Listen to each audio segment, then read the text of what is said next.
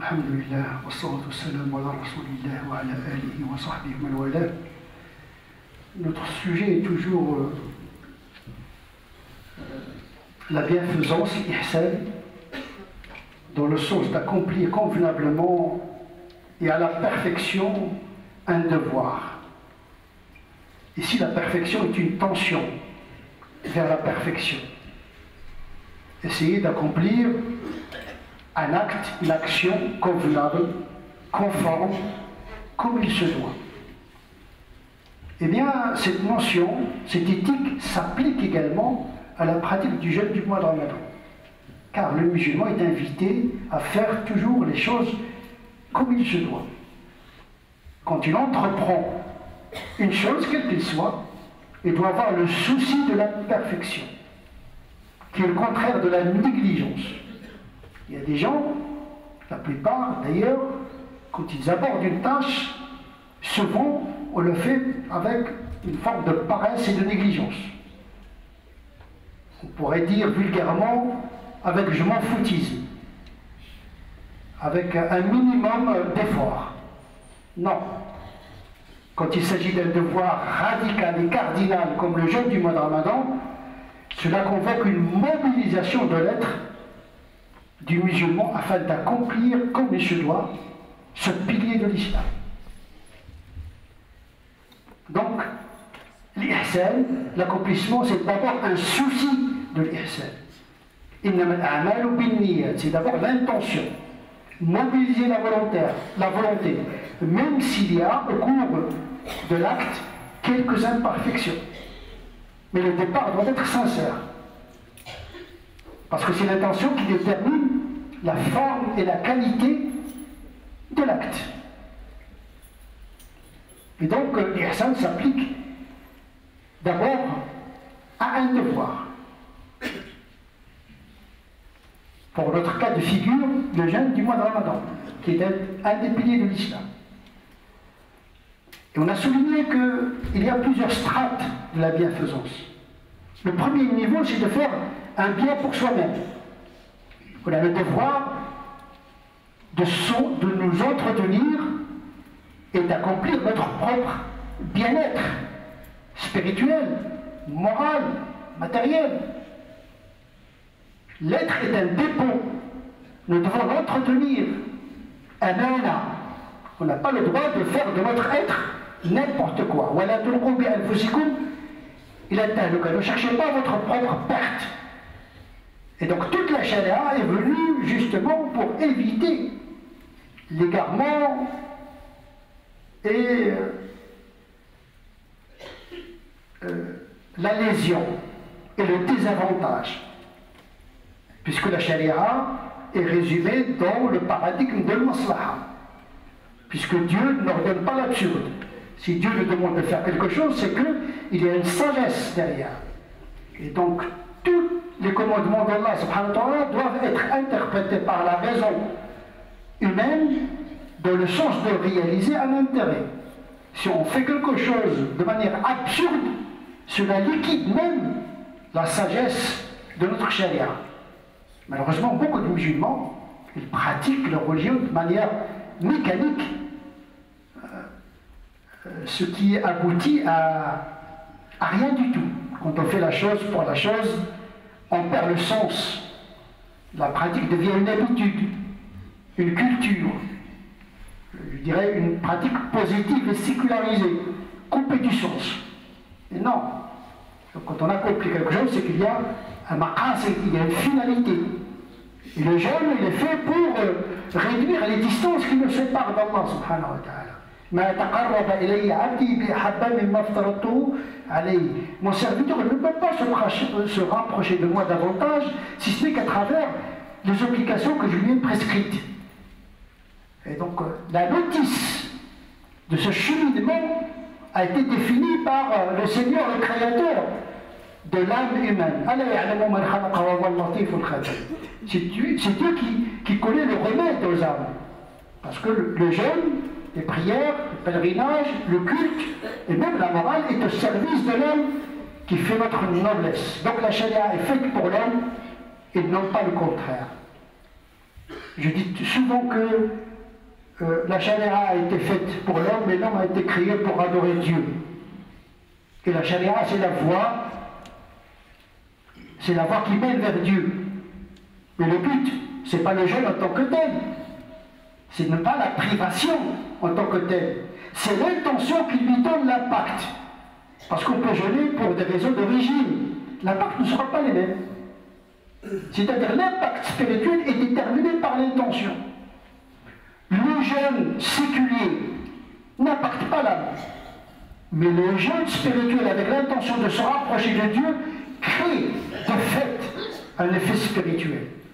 Donc il ne faut pas sous-estimer la pureté de l'intention. Parce que c'est elle qui détermine la trajectoire, l'intensité, la qualité du mouvement de l'abstinence. Innamal a'malu binniyat. Ce qui fait la différence entre un acte religieux et un acte profane, c'est l'intention. Eh bien l'intention, c'est à la base de l'ihsan, de l'accomplissement. C'est même l'âme du jeûne du mois de Ramadan. On fait le jeûne pour qui et pourquoi? Non seulement, il faut poser la question, pour qui, mais pourquoi? D'abord pour Dieu, pourquoi? Parce que cette prescription est au service de l'esprit et du corps. Elle réalise une maslaha et un nafa. On a dit que l'ihsan a pour objectif de réaliser l'intérêt de l'être humain. Donc tout accomplissement qui n'aboutit pas à la maslaha, à l'intérêt de l'homme, est un accomplissement qui ne l'est pas vraiment. Et on a dit que cet accomplissement du bien, c'est-à-dire l'ihsan, doit d'abord commencer par soi-même. On fait du bien pour soi-même. On ne peut pas donner ce qu'on n'a pas. Il faut d'abord acquérir le bien, l'incarner, en bénéficier. Notre exemple à ce titre, c'est le prophète sallallahu alayhi wa sallam. D'abord, il avait l'obligation de chercher son propre bien, d'accéder à la félicité, à la bénédiction de Dieu d'abord. Avant de prêcher, avant de partager la vérité, il avait le devoir de l'incarner. Ya ayyuhan nabi, ittaqillah. Le premier des mots taqil, c'est le prophète sallallahu alayhi wa sallam. Il prêche la taqwa, mais doit d'abord commencer par lui-même. Il ne peut pas donner aux autres ce qu'il n'a pas. Il ne peut pas être bienfaisant à l'égard d'autrui alors qu'il n'est pas bienfaisant à son propre égard. Ya ayyuhan nabi, ittaqillah. On sait que le jeûne a pour objectif la taqwa. Et donc le prophète sallallahu alayhi wa sallam est le premier concerné. Parce qu'il est le premier musulman. Awwal al-muslimin. Et suis ce qui t'a été révélé. Le premier à se conformer à la bienfaisance coranique, c'est le prophète sallallahu alayhi wa sallam, pour lui-même d'abord. Peu importe leur égarement, qu'ils soient égarés ou guidés, peu importe. La guidance des autres, c'est pas ton affaire. Concentre-toi à faire le bien, d'abord pour toi-même. C'est pour cette raison que, pendant le mois de Ramadan, le prophète sallallahu alayhi wa sallam s'isole. Il prend une retraite spirituelle afin de s'adonner à son propre bien spirituel. Pourtant, il avait le devoir de transmettre le message. Le prophète, c'est un homme missionné, non-stop, 24 heures sur 24. Sa fonction, c'est de transmettre. Mais avant de transmettre, il faut qu'il se ressource. On ne peut pas produire une énergie spirituelle si le centre nucléaire intérieur est défaillant. Il y a beaucoup de gens qui veulent faire le bien pour tout le monde, mais à leur propre dépens. Ce bien-là n'est pas vraiment un bien. Tout bien à autrui qui porte préjudice à sa propre félicité, c'est que c'est pas bien sûr une fuite pour ne pas aborder le vrai chantier. Commence par toi-même et accomplis le djihad contre tes propres instincts. Donc le premier champ de bataille, le premier champ d'intérêt du musulman, c'est lui-même. Le reste, c'est trop facile par la suite. Le plus difficile, c'est de commencer par soi-même. Le reste, c'est plus facile. Et donc c'est une économie dans l'action. Quand on a une énergie assez forte, eh bien, il se distribue naturellement autour de nous. On ne peut pas dire à nos enfants, faites le jeûne, faites le bien, alors qu'on n'est pas un exemple incarné. Ça n'aura aucun impact. Parce que ce qui impacte, c'est l'incarnation avant le discours. Et donc le prophète, sallallahu alayhi wa sallam, pendant le mois de Ramadan, il quitte sa mission. Il se concentre, il quitte sa mission. Mais ça fait partie de sa mission que de se ressourcer. Pendant les 10 derniers jours du mois de Ramadan, il s'isole, il ne se rapproche même pas de ses femmes. Non seulement il s'isole des compagnons, mais il s'isole des autres membres de sa famille. Ya ayyuhalladhina amanu qu anfusakum. Le musulman doit commencer par sauver sa peau avant de vouloir sauver les autres. Même le prophète sallallahu alayhi wa sallam doit commencer par lui-même, avant ses épouses, avant les compagnons, avant toute l'humanité. Parce qu'il incarne toute l'humanité. Chaque être humain entre ici et c'est une concentration de toute l'humanité. Change-toi toi-même, l'humanité autour de toi changera.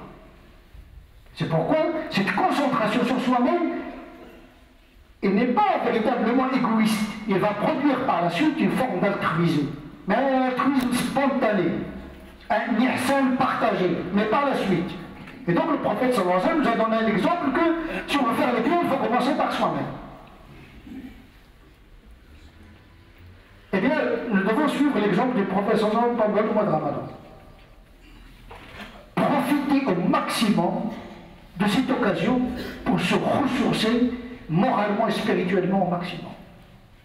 Profiter non seulement spirituellement, mais matériellement. C'est le mois de la santé physique et mentale. Et donc, à cet égard, le jeûne, c'est un art. Beaucoup de gens pensent que la question du jeûne est une question, qu'est-ce que je dois faire pendant la journée? Est-ce que le fait d'avaler sa salive rend le jeûne? Des questions, mais vraiment d'un détail satanique. Il y a des gens qui posent des questions, même le diable n'y a pas pensé. Dieu nous demande uniquement de ne pas manger, de ne pas boire, de ne pas avoir un rapport sexuel ou un plaisir sexuel depuis l'aube jusqu'au coucher du soleil. Concentrons-nous sur ça. Et profitons de cette saison pour observer les 5 prières, de multiplier la méditation, la lecture du Coran, au lieu de se perdre dans des détails futiles, aux dépens de l'essentiel. Car le diable est dans les détails. Et on le voit aujourd'hui dans les réseaux sociaux, le sujet qui occupe les musulmans et les musulmanes. Est-ce que le maquillage rend le jeûne? Est-ce que dire bonjour à un homme musulman casse le jeûne? Est-ce que le fait de toucher une femme par la salutation casse le jeûne? Et elle passe tout le temps à créer un canonisme d'assiégement, d'inhibition. Il faut se concentrer sur l'essentiel et vivre normalement, spontanément, avec légèreté du corps et de l'esprit. Le jeûne affaiblit les instincts pour donner à l'être humain une légèreté spirituelle. C'est ça le but, c'est de faire triompher le spirituel sur le corps. Un des critères du jeûne, c'est de se sentir léger. Comme les anges, parce que les anges ne boivent pas, ne mangent pas, ne copulent pas. Quand on est lourd pendant toute la journée, ça veut dire que l'ihsan n'est pas au top. Quand toute la journée vous êtes fatigué, vous vacillez à droite, à gauche, vous êtes très loin du jeûne. Vous vivez le jeûne comme une peine, comme une sanction, comme une privation absurde. Alors que le jeûne, normalement, s'il est bien pratiqué, avec un sommeil équilibré, avec une nourriture modérée, il ne s'agit pas de rattraper le soir ce qu'on a manqué la journée. Passer toute la nuit à copuler et à manger, on devient des animaux du soir. Est-ce que c'est ça le jeûne? Comme si le jeûne excite les instincts. Instinct de consommation, instinct sexuel, c'est pas le jeûne, ça. Le jeûne accompli. On est dans le nuage à peu près. Le corps, on sent le corps, d'abord le poids baisse un petit peu normalement. Ce qui est bizarre, c'est qu'on remarque parfois le volume et le poids qui augmente chez certains jeûneurs. Ils mangent pendant le mois de Ramadan plus qu'ils mangent en dehors du mois de Ramadan. Ça, c'est un jeûne imparfait. Je n'ai pas le droit de dire que ce n'est pas un jeûne accepté, parce que c'est Dieu qui accepte et qui n'accepte pas. Mais je dis, c'est pas ça l'accomplissement. C'est pas ça le bon jeûne. Passer toute la nuit dans le tarawih, et puis dans la tchatch, et puis toute la journée en train de somnoler, c'est pas un jeûne. Tarawih, ce n'est pas une obligation. Il faut que les musulmans trouvent un équilibre dans le sommeil, dans la pratique, se concentrer sur les obligations. Une pratique allégée et efficace. Et prendre l'interrogation quand il le faut. Et c'est aux musulmans de faire cet effort-là, de trouver son juste équilibre. Vous n'êtes pas obligé d'être comme les moutons de panurge, parce que tout le monde fait ceci, je dois faire comme tout le monde. Mais chacun a une santé particulière, un rythme professionnel particulier, des devoirs particuliers. Chacun est singulier dans sa condition. C'est à lui de trouver le point d'équilibre. Il faut que le musulman sente l'effet immédiat du jeûne. Il y a un thermomètre qui ne trompe pas. Une santé intérieure, une santé physique, une santé mentale. C'est ça un bon jeûne. Être efficace dans le travail, dans l'entreprise. Il faut être plus productif dans l'entreprise pendant le mois de Ramadan qu'au dehors du mois de Ramadan. Il faut que la société sache que le jeûne est un catalyseur de production et non le contraire. C'est ça un jeûne accompli, spirituellement, mentalement et même matériellement. نسأل الله عز وجل أن يجعلنا من الذين يستمعون القول فيتبعون أحسنه أولئك الذين هداهم الله وأولئك هم أولو الألباب. اللهم اهدنا فيمن هديت وعافنا فيمن عافيت وتولنا فيمن توليت وبارك لنا فيما أعطيت وقنا واصرف عنا شر ما قضيت فإنك تقضي ولا يقضى عليك وأنه لا يذل من وليت ولا يعز من عاديت تبارك ربنا وتعاليت. اللهم تقبل منا الصلاة والصيام واحشرنا في زمرة خير الأنام. اللهم صل على سيدنا محمد وعلى آل سيدنا محمد كما صليت على سيدنا إبراهيم وعلى آل سيدنا إبراهيم وبارك على سيدنا محمد وعلى آل سيدنا محمد كما باركت على سيدنا إبراهيم وعلى آل سيدنا إبراهيم في العالمين إنك حميد مجيد. سبحان ربك رب العزة عما يصفون وسلام على المرسلين والحمد لله رب العالمين.